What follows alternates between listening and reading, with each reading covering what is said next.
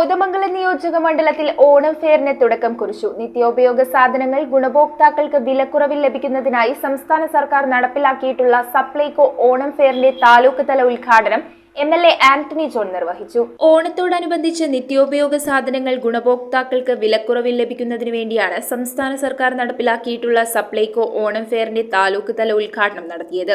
MLA Antony John ഉദ്ഘാടനം നിർവഹിച്ചു. ഗവൺമെന്റിനെ സംബന്ധിച്ചാണെങ്കിൽ നിരവധിയായ പ്രതിസന്ധികൾ, സാമ്പത്തികമായി വലിയ ബുദ്ധിമുട്ട് നമ്മുടെ നാട് അനുഭവിക്കുന്നുണ്ട്. അതോടൊപ്പം തന്നെ ഒരുപാട് ഇപ്പോൾ വയനാട് ദുരന്തത്തിന്റെ പശ്ചാത്തലത്തിൽ വലിയ തോതിലുള്ള ഒരു ബുദ്ധിമുട്ടിലേക്കാണ് പ്രത്യേകിച്ച് സാമ്പത്തിക രംഗത്ത് നമ്മുടെ സംസ്ഥാനം കടന്നു വന്നിട്ടുള്ളത്.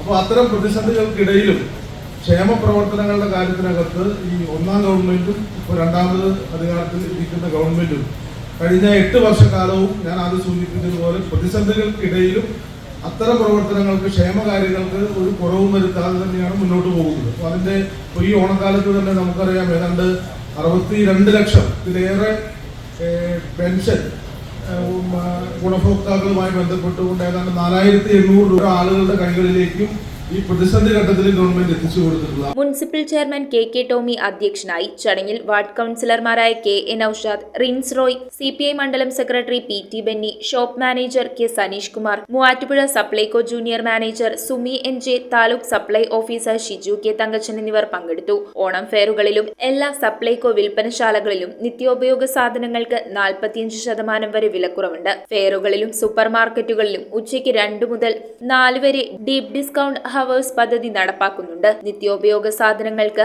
50% വരെ വിലക്കുറവ് ഡീപ് ഡിസ്കൗണ്ട് അവേഴ്സിൽ ലഭിക്കുമെന്നും അധികൃതർ അറിയിച്ചു. സെപ്റ്റംബർ 14 വരെയാണ് സപ്ലൈകോ ഓണം ഫെയറുകൾ സംഘടിപ്പിക്കുന്നത്. News bureau, Kothamangalam. കുറഞ്ഞ പലിശ, കൂടുതൽ പണം, 30 വർഷത്തെ പാരമ്പര്യം, ഹൃദ്യമായ സേവനം, ഞൊടിയിടയിൽ പണം. സൗത്ത് ഇന്ത്യയിലെ 100% വിശ്വസിക്കാവുന്ന സ്ഥാപനം CFL ക്യാപിറ്റൽ ഫിൻസർവ് ലിമിറ്റഡ്. മാറുന്ന ജീവിതം, മാറാത്ത വിശ്വാസം.